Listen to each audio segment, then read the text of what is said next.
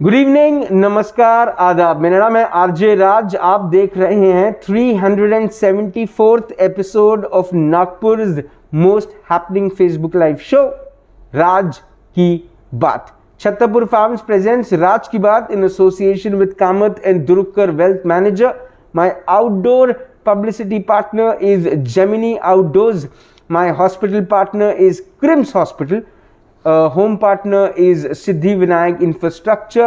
Globus ITI County, Tirupati Urban Cooperative Bank, Tricost, the chocolate brand now going global. A big thank you to Atmanirbhar Bharat partner which is servicing Wala, and of course युवाओं की उम्मीद युवा foundation. My security partner is Joshi security systems. आप सबको रामनवमी की हार्दिक शुभकामनाएं. उत्साह का माहौल मन में नहीं लेकिन आस्था में जरूर होगा क्योंकि आज रामनवमी है और शो का नाम है राम नॉट मी. अब ये शो का मतलब क्या है वो मैं आपको बताऊं उससे पहले मैं आपकी मुलाकात कराता हूं उनसे जो है मेरे आज के गेस्ट. मेरे साथ हैं इस वक्त पंडित जी जिनका नाम है विपिन शुक्ला जी. विपिन शुक्ला जी नमस्कार जी. आपने अपना वक्त दिया, आप यहाँ पर हमसे मिलने आए, उसके लिए बहुत बहुत धन्यवाद जी. संपूर्ण भारतवासियों को इस रामनवमी की हार्दिक हार्दिक शुभकामना देते हैं. श्री रामचंद्र जी अकारण करुणा वरणालय हैं और जो जीवों पर बिना कारण के ही करुणा करते हैं. सबसे पहले आज बता दूं कि नवमी जो तिथि है ये नवमी तिथि मधुमास पुनीता शुक्ल पक्ष अभिजित अभिप्रीता. भगवान श्री रामचंद्र जी का इसी महीने के नवमी के दिन शुक्ल पक्ष अभिजित मुहूर्त जो कि 11:36 से 12:24 के बीच में होता है, उस समय अभिजित मुहूर्त कहा जाता है. उस समय भगवान श्री रामचंद्र जी का जन्म हुआ जी. और ये संपूर्ण ब्रह्म हैं और इन्होंने रामचंद्र जी जो नवमी को जन्म लिए, तो नवमी जो तिथि है जितनी भी संख्या हैं 1 से लेकर 9 तक, तो नवमी पूर्ण संख्या है. इसके बाद फिर कोई संख्या है ही नहीं, शेष कोई संख्या नहीं रह जाती है. इसलिए जो 9 संख्याओं पर कमांड करता है, जो संपूर्ण संख्याओं पर कमांड करता है, जैसे आप 1 से लेकर 9 तक गिनते हैं, फिर 99 गिनते हैं, फिर 999 होता है. इसके अलावा कोई संख्या, तो मतलब संपूर्ण संख्याओं पर जिसकी कमांड है जी, संपूर्ण जीवों पर जिसकी कमांड है वो हमारे प्रभु श्री राम हैं और उनका हम कोटि कोटि वंदन करते हैं, अभिनंदन करते हैं. शास्त्र में कहा गया है कि माता रामो मत पिता रामचंद्र स्वामी रामो मत सखा रामचंद्र सर्वस्व में रामचंद्रो दयालुर नान्यम जाने नैव जाने न जाने. उनकी महिमा का बखान हम ज़्यादा नहीं कर सकते हैं. जब शास्त्र वेद पुराण सभी उनकी महिमा की बखान करते करते कहते हैं नेति नेति कह करके नतमस्तक हो जाते हैं. ना इति मतलब जिसका अंत ही नहीं है, वही संपूर्ण ब्रह्म है. और आप क्या जानकारी चाहेंगे? बिल्कुल जी. तो नहीं, सबसे पहले तो ये कि रामनवमी क्यों सेलिब्रेट की जाती है, बहुत सारे लोगों को पता नहीं है. अब आप बता दें उनको कि आज हुआ क्या था. आपके सवाल का जवाब पहले ही दे चुका हूँ कि जब भगवान ने लिखा है गीता में, भगवान कहते हैं कि यदा यदा ही धर्मस्य ग्लानिर्भवति भारत अभ्युत्थानम अधर्मस्य तदात्मानं सृजाम्यहम्. वही माता दुर्गा जी कहती हैं कि इत्थम यदा यदा बाधा दानवोत्था भविष्यति तदाता अवतीर्याहम करिष्याम्यारि संख्यम. तुलसीदास जी अपने रामायण की पंक्तियों में लिखते हैं, जो संत शिरोमणि रहे हैं, तो वो कहते हैं कि जब जब हो ही धर्म कै हानि बाढ़ई असुर अधम अभिमानी तब तब प्रभुधर विविध शरीरा हरहि कृपा निधि सज्जन पीड़ा. सज्जनों की पीड़ा को हरने वाले और संपूर्ण जगत के जितने भी कीट पतंगादि जरायु श्वेतज उद्भिज अंडज जितने भी जीव हैं सब पर कृपा करते हैं. ऐसे प्रभु श्री राम जगत को एक नई दिशा देने के लिए और सभी का कष्ट हरण करने के लिए अलग अलग रूप में अवतरित होते हैं. वही कभी श्री रामचंद्र जी बनते हैं, वही कभी श्री कृष्ण जी बनते हैं, वही अन्य अन्य बहुत सारे रूप, कभी माँ बनती है, दुर्गा बनते हैं, है ना. ऐसे बहुत सारे रूप धारण करके अलग अलग युगों में अवतरित होते हैं जीवों के कष्ट को हरने के लिए. तो आज जन्म हुआ था राम जी आज का. श्री रामचंद्र जी का जन्म हुआ था. और उनके जन्म के देखिए, जब कोई भी नायक जो ब्रह्मांड का नायक है, जब कोई भी, क्योंकि ये जो जगत है, ये जो मृत्यु लोक है, तो मृत्यु लोक क्या है? मृत्यु का मतलब ही मरते रहना जी. लोग हर नए साल में अपने जन्मदिन के दिवस मनाते हैं जी। पर आध्यात्मिक दृष्टिकोण से हम उतना मर चुके होते हैं, उतनी आयु हम मर चुके हैं जी। और उत्सव का मनाना ही चाहिए। पर कैसा कहने का मेरा एक तात्पर्य ये है कि मृत्यु लोक है। किसी औषधि वाले क्षेत्र में जाकर आप पुस्तक की कामना करेंगे तो वहाँ आपको पुस्तक नहीं मिलेगी, औषधि मिलेगी। ये मृत्यु लोक है। मृत्यु लोक में हर क्षण, हर सय, हर घड़ी, हर पल व्यक्ति मर रहा है। तो आपको सीधे मैं बताना चाहूँगा, बातें इस दुनिया में बहुत हैं, बातों की बाराती हैं। कुछ चंद्र बातें ही ऐसी शेष हैं जो जीवनोपयोगी हैं, और वो अगर कुछ हैं तो श्री रामचंद्र जी हैं। कलयुग में एक छोटी सी आयु है। अन्य युगों में, सतयुग में 1.25 लाख वर्ष तक की आयु साधारण आयु थी। वही त्रेता में आते आते, क्योंकि उस समय पर सतयुग में धर्म अपने चारों चरण पर था जी। त्रेता आते आते धर्म का एक चरण क्षीण हुआ, तो एक शून्य और कम हुआ, 10,000 वर्ष तक की आयु हुई। इसके आगे पीछे भी हो सकती है। आपको साधारण मैं एक रेशो बता रहा हूँ जी। द्वापर में धर्म और अधर्म दोनों बराबर थे, एक शून्य और कम हो गया, 1000 वर्ष तक की आयु हुई। कलयुग में 120 साल 5 दिन की पूर्ण आयु है, उतनी भी कोई नहीं जी पा रहा है। रीजन इसका क्या है? क्योंकि कलयुग में धर्म केवल एक ही चरण पर शेष बचा हुआ है, और कलयुग का ये पहले चरण का दोपहर का समय चल रहा है। आपको बता दूं, इस युग में इतना तो अधर्म नहीं होना चाहिए था।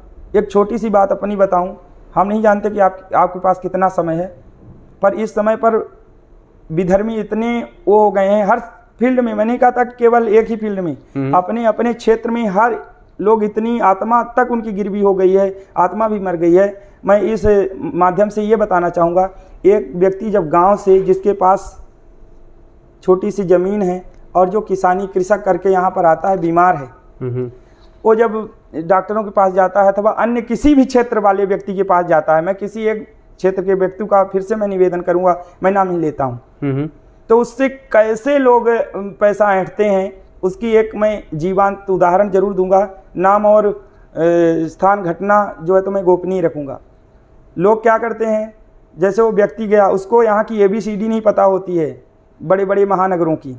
डॉक्टर अथवा अन्य क्षेत्र के लोग क्या करते हैं, पहले तो उसको सीधे पेरते हैं। जिस तरह से गन्ना पेरने वाला जूस निकालता है, एक चूड़ी टाइट करता है और गन्ना को पेरता है, फिर उसको क्या करते हैं, फिर उसको खौफ में डालते हैं, मतलब दूसरी तीसरी चूड़ी टाइट किया और फिर उसको पेरते हैं। अब उसके पास शेष पैसे नहीं बचे रहते हैं, जमीन बेच दिया, अपनी एक पति जो अभी साधारण सी बीमारी लेकर के आया हुआ है, और उसको कितना नासूर बना दिया जाता है, अंततोगत्वा वो सब कुछ बेच देती है। आज उसके एक सुहाग की चिन्हारी बचती है, एक मंगलसूत्र। ध्यान रखना, बहुत संवेदन विषय है जी। मैं तो इस विषय को जब कभी बोलता हूँ तो मेरे आंखों में आंसू आ जाते हैं। उसके पास एक, उसके पति की दी हुई वो अग्नि को फेरे लेते समय सुहाग की चिन्हारी वो देता है, मंगलसूत्र देता है। आज उसकी रक्षा के लिए वो मंगलसूत्र भी गिरवी करती है अथवा बेच देती है। अंततोगत्वा जब सब लोगों को पता चल जाता है, ये कोई मेरे अकेले की नहीं, ये सब जानते हैं कि इस माध्यम से कितना करप्शन हो रहा है देश में, और जो है उसके पास कुछ नहीं बचता है, तो जब वो भी बेच देती है और 2 घंटे बाद केवल यही आता है, सॉरी मैं कुछ नहीं कर पाया अथवा मैं नहीं बचा पाया जी। तो इस तरह से लोग जो है तो मतलब कलयुग में मैं सुना था कि लोग इंसान को खाएं। बचपने में मैंने सुना था, थोड़ा मोड़ा शास्त्र भी पढ़ा हूँ तो थोड़ा जानकारी है, उतना जानकारी नहीं हूँ। मैंने कहा पहले भी, मैं उतना जानकारी व्यक्ति नहीं हूँ, तो थोड़ा सा वो इंसान को खाएगा। तो मैं सोचता था बचपन में कैसे खाएगा जी। क्या उसको इंसान पहले मुर्गी काटते थे, ये काटते थे, वो काटते थे, खाते थे।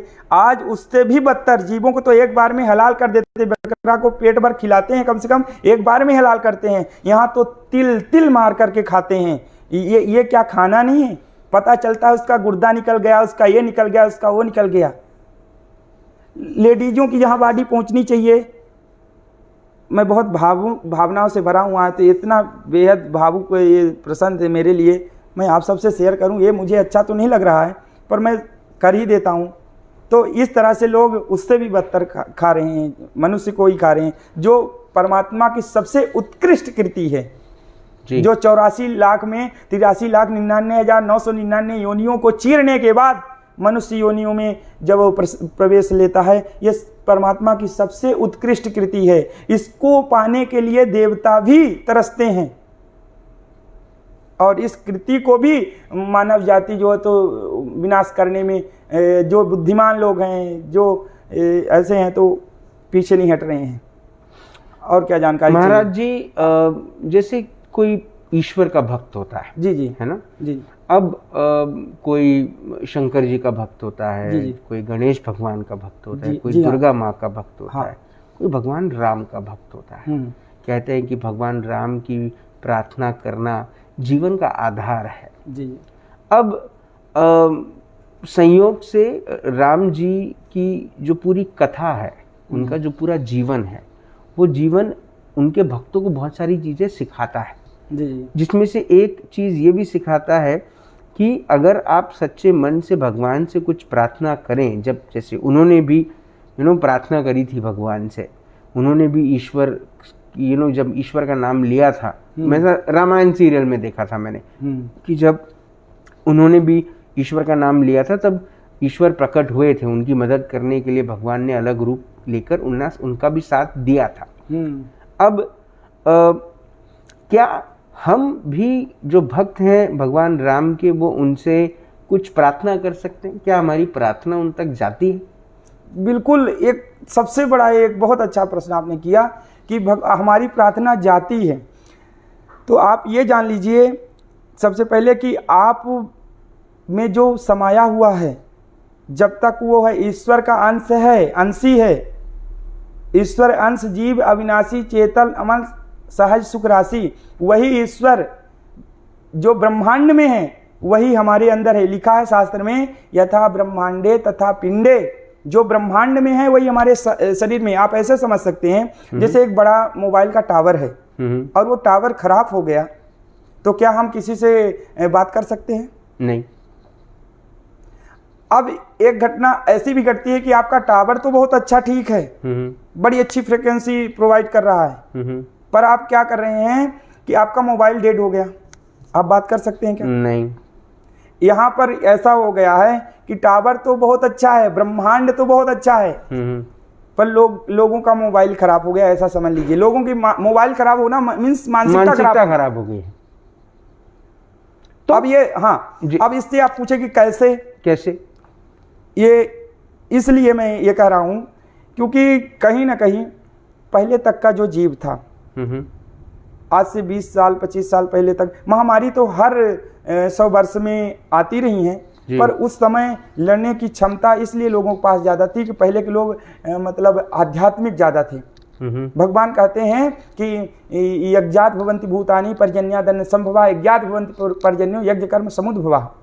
यज्ञ करते थे, वायुमंडल को शुद्ध करते थे, अपने ऋणों को समझते थे कि हम जब ये पूरे प्रकृति के पूरे अवयवों का लाभ ले रहे हैं, सूर्य से रोशनी ले रहे हैं, जल से ये ले रहे हैं, सबको देवता मानते थे और सबके प्रति संवेदना, वृक्षों के प्रति संवेदना। मैं ये नहीं कहता कि ये देवता हैं, तो सब देवता आध्यात्मिक दृष्टि से सब देवता हैं, क्योंकि इन सभी ने हमें जीवनोपयोगी बहुत सारी चीजें दी है जी। जिस तरह से फल अपना वृक्ष अकेले नहीं खा लेता है, अथवा वो तो खाते ही नहीं हमारे लिए जी। तो क्या उसने गलती किया कि लोग उससे जूते से पीटे? मतलब वो फल भी दे रहा है, ऊपर से उसको जूते से भी पीटा जा रहा है। लोग आम के फल को तोड़ने के लिए जूते भी चलाते कि नहीं चलाते? तो क्या मतलब उसकी गलती है? परमात्मा ने हमें देह दी है, हमें सारी चीजें दी है, तो हम उसका लाभ लें, पर मतलब जूते मारने जैसा कार्य करें, ये कहां तक सत्य है? सच है। हम प्रकृति को क्या दे रहे हैं? न कोई तर्पण की व्यवस्था, अग्निहोत्र की व्यवस्था, प्राणायाम, यम नियम संयम, मतलब सब को। घर का एक सदस्य तो ऐसा होता था जो प्रकृति को कुछ देता था तो बाकी सब लोगों को, ऐसे एक वायुमंडल में सभी के यहाँ से एक एनर्जी जाती थी, ईश्वर तक पहुँचती थी, प्रार्थना जाती है। ईश्वर ने जीवों को बनाया, जितने भी जीवों को। मैंने एक छोटी सी समाचार के माध्यम से एक घटना सुना था। अमेरिका में एक ऐसा टेस्ट हुआ, एक व्यक्ति को मृत्यु दंड मिलना था, तो उसको बोले कि तुम्हें मृत्यु दंड कोबरे से दिलाया जाए, तुमको कोबरा काटेगा और तुम मर जाओगे। ये घटना शायद आप भी पढ़े होंगे जी। तो उसमें क्या किया, उसके सर पे पट्टी बांधी गई और उसको ऐसे बांधे गए और नीडल उसके हाथ में चुभो दिया गया। अब उसने ऐसा उसने इमेजिन किया कि मतलब मुझे कोबरे ने काटा है। उसने पूरी तन्मयता से, पूरे भावना से उसने सोच लिया मुझे कोबरे ने काटा है। सच में बताऊं, उसके शरीर में का ब्रह्मांड, उसके जब टेस्ट किया गया, नासा के वैज्ञानिकों ने टेस्ट किया तो उसमें क्या पाया कि उसके शरीर से कोबरे का विष निकला है। तो अब ये जो जीव हैं, आपको सही बताऊं, जितने भी जीव हैं, जैसे सूर्य की किरणें जब निकलती हैं ओजोन परत को चीर करके, बहुत ऐसी विकिरणें रहती हैं जिनको ऑटोमेटिक ऐसे अन्य प्रजातियां, कीड़े मकोड़े जो है तो अवशोषित कर लेते हैं, मनुष्य तक वो नहीं पहुंचती, और जिन पर पहुंचती है उन्हें कैंसर आदि बीमारियां हो जाती हैं जी। तो इस ब्रह्मांड में सब जीवों का उतना ही अधिकार है। मैं बार बार ही कहता हूं जितना मनुष्य का है, पर मनुष्य केवल अपने लाभ के लिए, केवल और केवल एक अपने लाभ के लिए अन्य सभी जीवों का शोषण करता है। अच्छा ये बताइए, जिन जीवों को मार करके वो खाता है, बहुत सारी, एक दूध देने वाली कितनी आत्मा मर जाती है लोगों की कि तुम्हारे बच्चों को पालने के लिए एक दुधारू जीव दूध दे रहा है, और फिर अंततोगत्वा उसको सिला क्या मिलता है? सिला क्या मिला? तो सिला मिला कि उसको मार करके खा गए। तो उन मूक बधिर प्राणियों की तरफ से कौन बोलेगा? भगवान प्रकट तो नहीं होंगे। देवी कहती है इत्थम यदा यदा बाधा दान बोधता भविष्यति शैवकाली महामारी शैव सृष्टि भवत्यजा स्थितिम करोत भूतानाम शैवकाली सनातनी। मैं बहुत बड़े व्याकरणी तो नहीं हूँ, पर जो मैं उसका भाव अपने हिसाब से लगाता हूँ तो स्थितिम करोत भूतानाम, स्थिति को सुव्यवस्थित करने के लिए कभी वो महामारी का भी रूप धारण करती है। तो इसमें सचेत होने की आवश्यकता है। और पिछले साल जब वर्ष शुरू हुआ था जी जी तो वो पूरा आलस्य का वर्ष था। जी जी, ये गुड़ी पाड़वा से एक नए वर्ष की शुरुआत हुई। बिल्कुल। किस किस्म का वर्ष है ये? देखिए, इस वर्ष के राजा तो मंगल है, और मंगल का जो स्वभाव है सेनापति जैसा है। ज्योतिषी दृष्टिकोण से देखा जाए तो सेनापति जो होता है तो उसको व्यवस्था बनाने में थोड़ी सी राजनीतिक उथल पुथल रहेगी, और काफ़ी कुछ मतलब इस महामारी से लाभ भी होगा, और काफ़ी ऊर्जावान ये वर्ष साबित होगा। इसमें अभी 1-2 महीने का और समय लग सकता है। इसमें 1-2 महीने का जी समय। अब मुझे बताइए कि भगवान राम से क्या आज रामनवमी के दिन क्या हम वो कहते हैं ना कि भगवान आप सच्चे दिल से कोई चीज़ मांगो भगवान से तो वो पूरी करते हैं। बिल्कुल। भगवान राम से अगर हम नागपुर शहर के लिए शांति मांगे, मिल पाएगी? लोगों के जीवन में बहुत पैनिक हो रहा है, बड़ा परेशानी हो रही है, बहुत उथल पुथल हो रही है। हाँ हाँ बिल्कुल। ये जो आपने सच्चा दिल बोला, इस पर मुझे एक बात याद आती है, महाभारत के समय की। जब द्यूत कीड़ा हो रही थी, वहाँ पर युधिष्ठिर आदि सब कुछ हार चुके थे, और अंततोगत्वा उन्होंने माता द्रौपदी को भी दांव पर लगा दिया। द्रौपदी, जब दुशासन उनके केस को पकड़ करके खींच करके सभा में लाया, तो द्रौपदी के प्रति आपने जो दिल की बात कही उस पर मैं बता रहा हूँ। आप ये अपना मत दे रहे हैं कि कोई दिल से, ऐसे कितने लोग हैं जो प्रकृति को दिल से निवाजते हैं जी। वो पराम्बा जगदम्बा है, वो साधारण स्त्री नहीं है, वो आदि शक्ति पराम्बा ब्रह्मांड नायिका अंशावतार है वो। उसको आज अपने पतियों पर भरोसा है। 10,000 वर्ष का 10,000 हाथियों का बल है भीम के पास, ये जिसकी गांडीव की टंकार से पूरा ब्रह्मांड ये हो जाता है, अभी उसको अपने पतियों पर है। जब वो भीम की तरफ देखती है, भीम भी मतलब द्यूत क्रीड़ा में हारे हुए हताश निराश बैठे हुए हैं। अर्जुन भी गांडीव में आज वो सामर्थ्य नहीं है। नकुल सहदेव सब के सब बैठे हुए हैं। अब जब सबके सब बैठे हुए हैं, अब वो किसके ऊपर रुख करती है? धृतराष्ट्र के ऊपर करेगी, और भी जितने भी सभासद बैठे हैं वहां से विदुर जी तो निष्कासित हो जाते हैं, क्योंकि ये अन्याय उनसे देखा नहीं जा रहा था जी। जब यहाँ पर इतना अन्याय होता है, गोवध होता है, बहुत सारी चीजें होती है, हमारे संतों को मारा जाता है, पालघर जैसी घटनाओं को आप जब देखते हैं तो कितने लोग आवाज उठाते हैं। बताइए। और सब जानता है कि ये क्या षड्यंत्र है, उसके लिए कितने लोग आवाज उठाते हैं। तो वहां सब मूक बधिर बैठे थे उस सभा में, आपको बता रहा हूं। अब उसने किसको पुकारा? उसने अब जान गए, तो मतलब अभी उसको भरोसा था कि ये सब मेरे काम करने वाले हैं। आखिरी में भगवान क्या कहते हैं गीता में? अर्जुन अनन्यास चिंतयन्तो माम ये जनाः पर्युपासते तेषां नित्याभियुक्तानां योगक्षेमं वहाम्यहम्। मैं उसको अभय देता हूं जो अनन्य भाव से मुझे भक्ता है, ना अन्य। अनन्य किसे कहते हैं? ना अन्य, जिसका कोई अन्य नहीं है वो होता है अनन्य। अभी हमको मतलब डॉक्टरों पर भरोसा है, होना भी चाहिए। देखिए, ये मैं नहीं कहता हूं, कल मुझे भी अगर इस आपदा से गुजरना पड़ेगा तो हम भी इसी रूह से होकर के गुजरेंगे जी। पर कहने का मतलब यह है कि क्या हम, आपने कहा दिल से, तो आप अपना ठीका लीजिए दिल से। सब दिल से करते हैं क्या? अभी तो खुद पर भरोसा है, फिर पड़ोसी पर भरोसा है, तो सभी लोग अनन्य भाव कहाँ आ गया? अब जब अनन्य आएगा, जिसको ईश्वर के अलावा अन्य कोई नहीं है, हमारा मोबाइल पर भरोसा है, आधुनिक जितनी भी चीजें हैं उन सब पर भरोसा है, पर ईश्वर को केवल कब, मतलब ऐसे जैसे ड्यूटी पर लगाए हुए ऐसी एक भावना से देखते हैं। हालांकि ईश्वर हमारा ड्यूटीवान भी बनता है, ईश्वर तो सहज बन जाता है, कभी हमारा बालक भी बन जाए, पर हमारी भावना उससे क्या जुड़ी है? नहीं, कोई नेता की मृत्यु नहीं हो रही ना कोरोना से, सब सिर्फ जनता ही मर रही है। तो क्या ये, अगर जनता दिल से चाहे तो क्या नेताओं की भी मृत्यु हो सकती है? नेताओं की मृत्यु, ये कठिन सवाल है मेरे लिए एक्चुअल में, पर जहां तक मेरा मानना है तो नहीं, मैं दिल से वाली बात, कोई नेता नहीं, दिल से वाली बात, मैं राजनीति से थोड़ा सा हूं दूर, मैं आध्यात्मिक व्यक्ति। नहीं, मैं आपसे ये पूछ रहा हूँ कि जैसे मेरे रिसर्च में इतनी चीजें नहीं आई हैं। नहीं महाराज जी, मैं ये पूछ रहा हूँ, जैसे कोई दिल से कोई चीज को आप चाहो, प्रार्थना करो, भगवान राम से आप प्रार्थना करो कि भगवान राम, मैं बहुत दुखी हूँ, मेरे परिवार का एक सदस्य बहुत बुरी तरीके से बीमार है, उसका सीटी जो HRCT है वो स्कोर बहुत कम आ गया है, उसका ऑक्सीजन लेवल बहुत लो हो गया है, उसके लिए रेमडेसिविर इंजेक्शन मिल नहीं रहा है, व्यवस्थाओं को लेकर यहाँ पे पूरी यंत्रणा फेल हो चुकी है, मैं क्या करूँ? आप कृपा करें, आपसे मैं हाथ जोड़ रहा हूँ। और उस परिवार के सदस्य की मृत्यु हो जाती है। हाँ, दुखद है, सबसे पहले दुखद है कि नहीं? बहुत दुखद है। लेकिन वही एक इंसान जिसको, वही व्यक्ति ने जो मर चुका, उसने वोट दिया था, उसने उसको इलेक्शन में जिताया था, आज वो नेता सुरक्षित है।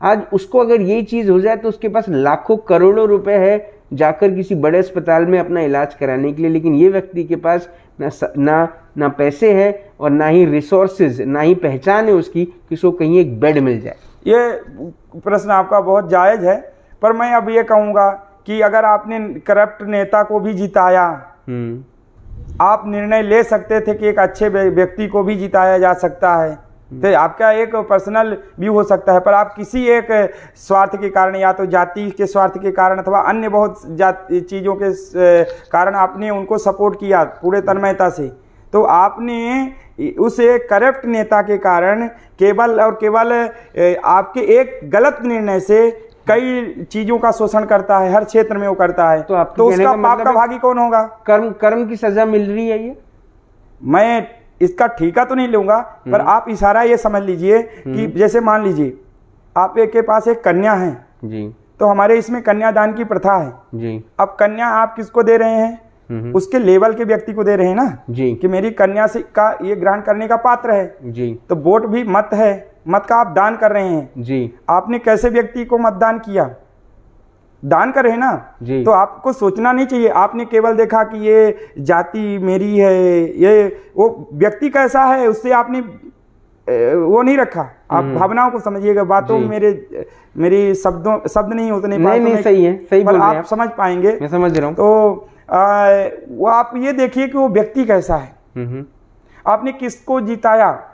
अब उसने पूरे समाज में क्या करप्शन किया, तो करप्शन किया उसमें एक वोट आपका भी है, ध्यान रखना, समझिएगा। तो उस पाप का भागी आप भी हो जाएगा। जैसे जिस तरह से तो आप पात्र को दीजिए, आप अगर इस ढंग से मुझसे प्रश्न पूछेंगे तो उतना उम्दा उत्तर तो मैं नहीं दे पाया, ऐसा मुझे लगता है, आपको मिला हो मैं नहीं जानता। नहीं मिल गया मुझे, पर मुझे ये लगता है कि वो सजा मिलनी चाहिए। अच्छा मुझे एक चीज बताएं महाराज जी, कि जैसे कई सारे डॉक्टर्स हैं, जी जी वो भी जैसे जब ये बात आई जब कि डॉक्टर्स को सबसे पहले वैक्सीन लगाया जाएगा, तो 10,000 डॉक्टर्स हैं नागपुर शहर के जिन्होंने वैक्सीन लगा दी। अभी इस वक्त सिर्फ 2,000 डॉक्टर ऑन फील्ड काम कर रहे हैं, बाकी 8,000 गायब है। ये 8,000 जो गायब हैं और इन्होंने वैक्सीन का फायदा उठा लिया, इनको इनके कर्मों की सजा देंगे भगवान राम? हाँ बिल्कुल, भगवान कहते हैं, गीता में भी कहते हैं, अवश्यमेव भोक्तव्यम कृत कर्म शुभाशुभम। मतलब भगवान ये कहते हैं कि ध्यान रखना, मैं किसी को दुख और सुख देता नहीं हूं। और ईश्वर की एक थ्योरी आपको बताता हूं, ईश्वर को किसी को देने के लिए दुख है ही नहीं। अगर ईश्वर कुछ दे सकता है मनुष्य को अथवा अन्य सभी जीवों को, तो क्या देता है? वो कहता है सब मम प्रिय सब मम उपजाए, मुझे सभी प्रिय हैं, सभी की उत्पत्ति मुझसे हुई, उनका मूल रूप मैं हूं, है ना। एक माँ जब अपने संतान को जनती है, वो संतान अंधी हो, लूली हो, लगड़ी हो, जैसी भी हो, कैसी भी हो, उसको उसकी संतान बहुत प्रिय होती है। तो ये सब उससे हैं। वो किसी को दुख जैसी चीज ईश्वर के पास है ही नहीं। आप आज ये समझ लीजिए, उसके पास दुख देने जैसी कोई चीज है ही नहीं। हाँ, ये आपका बहुत अच्छा प्रेरणा। निज कृत कर्म भोग फल भ्राता, मतलब मैं अगर कोई दुखी होता है तो उसके कर्म ही उसको दुख देते हैं, मैं नहीं देता हूं। अवश्य में भोक्तव्यम कृत कर्म शुभम, अवश्य ही अपने किए हुए अच्छे और बुरे कर्मों को भोगना ही पड़ेगा। बिना भोगे क्रियाओं का लोप नहीं होता। आप ध्यान रखिए, आप यहाँ पर जो भी क्रिया करेंगे उससे ऊर्जा निकलेगी, वो ऊर्जा ब्रह्मांड में जाएगी, उसकी रिसाइकलिंग होगी, 10 गुना बनेगी। जैसे आपने एक बीज बोया, वो छोटा सा एक बीज धरती की गोद में पड़ा, एक दिन वृक्ष का रूप धारण करता है, वृक्ष में पत्ते लगते हैं, तने आते हैं, एक दिन कुसुमित होता है, उसमें पुष्प लगते हैं, और एक दिन वो फल का रूप धारण करता है। तो आज का बोया हुआ एक अच्छा बीज वो ब्रह्मांड में जाएगा। नोटिस उसको, मतलब हजारों नेत्र, हजार का मतलब अनंत, सहस्राक्षा सहस्त्रपात, मतलब अनंत नेत्र हैं। उसने सबको काम दे के रखा है, चित्रगुप्त को, श्रवणी को, ब्रह्मा के सब पुत्र हैं, एक एक चीज नोटिस कर रहे हैं। आज वो खाते में गया और वो एक दिन आपको रिसाइकलिंग होगा, बहुत ज्यादा बनेगा, और फिर आपको एक समय पर, नियत समय पर, उसके लिए अगर आपकी बॉडी लूज हो जाती है अथवा आप वृद्ध हो जाते हैं, उस कर्म को इस जीवन में नहीं भोग सकते हैं, तो उसको भोगने के लिए प्रॉपर एक बॉडी आपको मिलेगी, जिसको आपको कई जन्मों में, वो बहुत अच्छे कर्म है तब भी अच्छा भोगना पड़ेगा, बुरा कर्म है तो बुरा भोगना। हाँ, जहां पर क्रियाओं का लोप हो जाता है वहां जीव मुक्त हो जाता है। केवल कर्मों, चाहे अच्छे कर्म हो, मैं नहीं कहता आप अच्छे कर्म कर रहे हैं इसका मतलब आप स्वर्ग का रास्ता प्रशस्त कर रहे हैं, पर कब तक रहेंगे? बोले क्षीणे पुण्यम मर्त्यलोके विसंति, पुण्य के क्षीण हो जाने के बाद फिर से आपको मृत्युलोक में अच्छे बुरे कर्म करने के लिए आना पड़ेगा। तो जो निष्काम भाव से कर्म को करते हैं उनके कर्म का लोप हो जाता है, और वो जो सोल है, जो आत्मा है, वो परम पिता परमेश्वर में मैच हो जाती है। हाँ, उसकी कैटेगरीज अलग रहती है, कोई को सायुज्य मुक्ति मिलती, कोई साम्युक्त मिलती है। ऐसी तरह 4 तरह की मुक्तियां होती हैं, चारों का मुझे नाम याद नहीं है। तो किसके कैसे निष्काम भक्ति है तो उसको कैसी मोक्ष की व्यवस्था भगवान ने बना के रखी है। तो बिल्कुल इस तरह से मिलता है, उसके कर्मों का फल उसको मिलता है जीव को। मेरा आखिरी सवाल आपसे कि अब भगवान से जब हम प्रार्थना करते हैं तो कई सारे लोग सुबह सुबह उठते हैं, फूल का आयोजन करते हैं, फ्रेश फूल, हार, कुकू, टीका, आरती, दिया लगाते हैं, वो सब चीज़ें करते हैं। पर क्या भगवान ये सब अपेक्षित करते हैं, या फिर भगवान को चाहिए एक सच्चा भक्त जो उनको दिल से दिन में 2 या 3 बार अच्छे से याद करे? बिल्कुल, ये जो आपने प्रश्न पूछा है बहुत मार्मिक प्रश्न है, और इस पे मेरी जितनी स्टडी है, जितना मुझे ज्ञान है, उसके आधार पर मैं आपको बताता हूँ। भगवान कहते हैं एक घड़ी आधी घड़ी आधो में कछुआद, तुलसी चर्चा राम की अथवा अपने इष्ट की। राम मतलब एक पर्याय है, बाकी आप जिस इष्ट की करते हैं तो इष्ट की कटही कोटि अपराध, कोटि मतलब करोड़ों अपराध, तो कितना? एक घड़ी हम्म 24 मिनट, आधी घड़ी और आधी ऐसे, है ना, घटी पल जो आधी में का स्वाद पूरे मतलब पूरे तन्मयता से, पूरे इंद्रियों से आप करते हैं। चर्चा, संगति, ईश्वर को जानने की कोशिश, अपन कैसे में लगे हैं, ये बहुत बड़ी बड़ी पूजा जो टिप्स से याद कर रहे हैं कि ये करने से ये फायदा, तो लोग फायदा के लिए 2 घंटे का 10-10 घंटे का अनुष्ठान करते हैं। मुझे पुत्र चाहिए तो पुत्र कामेष्ठी यज्ञ करते हैं, ये कामना परक है। अभी आप समझे नहीं, मनुष्य बहुत चतुर व्यक्ति है जी। अथवा तो वो सोचता है मैं चतुर हूं और ईश्वर वो सोचता है मैं ठग। कभी कभी एक युक्ति कहते हैं, ठगे ठग ठगाए ठाकुर। कभी कभी ईश्वर अपने ठगने के ठगनेपन का मजा लेने के लिए अपने आप ठगा जाता है। अच्छा, है ना। तो लोग जो घंटों घंटों पूजा करते हैं, फूल चुनते हैं, मैं उसका विरोध नहीं करता हूँ, पूजा का एक माध्यम है, पर ये क्या है, सकाम भक्ति है। उसमें आपको चीज़ें लागू होती हैं। आप ये चीज़ चाहिए तो लक्ष्मी के कमलगट्टे से ये पूजा करो, इतनी टाइप की पूजा है, फला फला बहुत सारी चीज़ें हैं। उतना भी विश्लेषण करूंगा तो शायद आपके पास भी समय नहीं है। तो वो क्या है, वो कामना परक है जी। और आप ये बताइए, अपने छाती पर हाथ रख के बोलिए कि ऐसे निष्काम लोग कितने हैं जो दूसरे के लिए, प्रकृति के लिए जल अर्पण करते हैं। प्रकृति में सब जीवों का उद्धार होना चाहिए। ऐसे हम तो नहीं मानते हैं कि ऐसे सभी लोग ऐसे होंगे जी।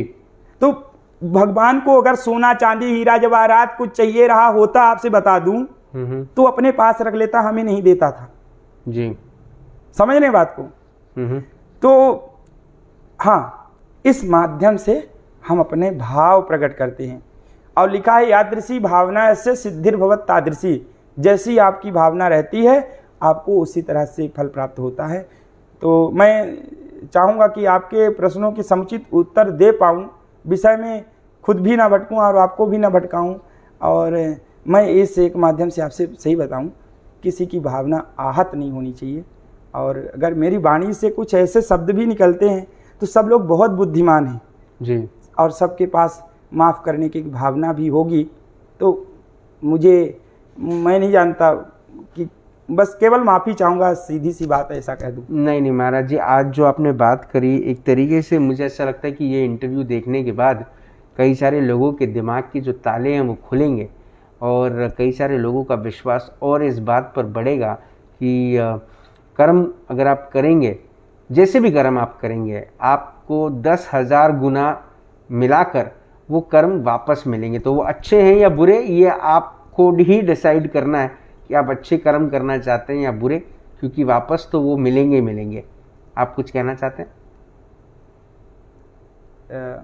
जीवन की यात्रा में समय बहुत थोड़ा है और ये जीवन केवल व्यास जी ने जब 18 पुराण लिखे तो आखिरी में सब कुछ का निचोड़े ऐसे 2 चीज़ें मिली। 18 पुराणेषु व्यासस्य वचनद्वयम् परोपकाराय पुण्याय पापाय परिपीडनम। जिस स्वभाव से हमें दुख होता है वो भावना, वो व्यवहार किसी अन्य पर न थोपा जाए। सबके साथ समानता का भाव और सबसे प्रेम करें, जीवों से प्रेम करें। पक्षी मर रहे हैं, उनके लिए पानी होना चाहिए। केवल और केवल हम मानव जीवन की रक्षा के बारे में सोच रहे हैं। सब जीवों पर प्रेम होना चाहिए, बस यही कहना चाहूँगा। परोपकाराय पुण्याय। तुलसीदास जी इसी को अपने भी शब्दों में कहते हैं कि परहित शरीर से धर्म नहीं भाई, पर पीड़ा सम नहीं अधमाई। दूसरे के हित करने से बड़ा कोई पुण्य नहीं है और दूसरे को पीड़ा, चाहे कोई भी जीव हो, उससे पीड़ा पहुंचाने के जितना कोई पाप नहीं है। इसी के साथ मैं अपनी वाणी को विराम दूंगा। महाराज जी, आपने अपना वक्त दिया, आपने हमसे बात करी, बहुत बहुत जय सिया राम। जय सिया राम। सबका भला हो, यही मेरी प्रार्थना है। बहुत बहुत धन्यवाद।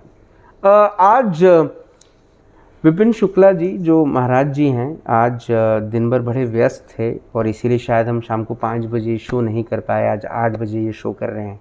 थैंक यू टू लिक्स्टर्स जिन्होंने हमको जगह दी, जहाँ पर मेरे 2 दोस्त हैं, एक परिमल हैं, एक दिव्या हैं, जिन्होंने बिल्कुल गोकुलपेट स्क्वायर पे लाल बहादुर शास्त्री जी का पुतला है, उनका स्मारक है, और बिल्कुल उनके स्मारक के पीछे में लिक्स्टर्स नाम का एक बड़ा आइसक्रीम शानदार वाला स्टोर खोला है। आई थिंक इस शहर की सबसे अच्छी आइसक्रीम वहीं मिलती है। जिन्होंने अब तक नहीं खाई उन्होंने खा लेनी चाहिए, क्योंकि कहीं ऐसा ना हो कि आने वाले वक्त में लिक्स्टर्स में इतनी भीड़ हो कि आपको पैर रखने की जगह ना मिले। तो इसके पहले आप आ जाएं और भीड़ अपने आप लेकर आए और यहाँ पर आकर लिक्स्टर्स की आइसक्रीम, वैसे आप ऑर्डर भी कर सकते हैं, it's also available on Swiggy and other platforms, अगर आपके पास वो डाउनलोडेड हैं तो आप लिक्स्टर्स की आइसक्रीम ऑर्डर करें, पॉप्सिकल आइसक्रीम ऑर्डर करें और उसका मज़ा लें। लेकिन साथ ही साथ जीवन में एक और बात का मज़ा लें जो महाराज जी ने कही है, and this is for everybody, कि आप जो भी गड्ढा खोदेंगे, जो भी कर्म आप करेंगे, वो कर्म आपको वापस मिलेगा, वो मिलेगा आपको वापस। भले आज वो किसी डॉक्टर स्वरूप में हो जो अपना काम बराबर नहीं कर रहा है और पेशेंट को ये बोल रहा है कि अगर आप मुझसे ज़्यादा सवाल करोगे तो आप अपने पेशेंट को वापस ले जाओ। वो उस कॉरपोरेटर, उस नेता स्वरूप कर रहा है जो अपना काम बराबर नहीं कर रहा है, उसको भी वापस मिलेगा। जो रेमडेसिविर के काला बाजारी करके इंजेक्शन बेच रहे हैं उनको भी मिलेगा, और जो लोग ऑक्सीजन की काला बाजारी कर रहे हैं उनको भी मिलेगा। मैं आपको एक ही बात कहता हूँ जो महाराज जी ने भी कही, और यही है आज की राज की बात, कि ज़िंदगी बहुत छोटी है, ये बहुत लंबी है and all, this is all crap. मेरी ज़िंदगी बहुत छोटी है, इसको मज़ेदार और इंटरेस्टिंग कैसे किया जाए ये आप पे छोड़ते हैं। लेकिन भगवान राम आपको एक ही चीज़ सिखाते हैं कि अगर आपका मन सच्चा है तो आपकी हर बात परमेश्वर सुनता है, लेकिन उसके लिए आपका मन अच्छा और आपका कर्म अच्छा होना चाहिए। कल शाम को 5 बजे मिलते हैं उन राज की बात। तब तक आप अपना ध्यान रखें, सुरक्षित रहें, स्वच्छ रहें, स्वस्थ रहें, मस्त रहें, खुश रहें। आज ऑक्सीजन की किल्लत है इस शहर में और 7,000 पेड़ कटने वाले हैं जो ऑक्सीजन देते हैं। बचा सकते हैं तो अजनी वन को बचा लीजिए। जय हिंद।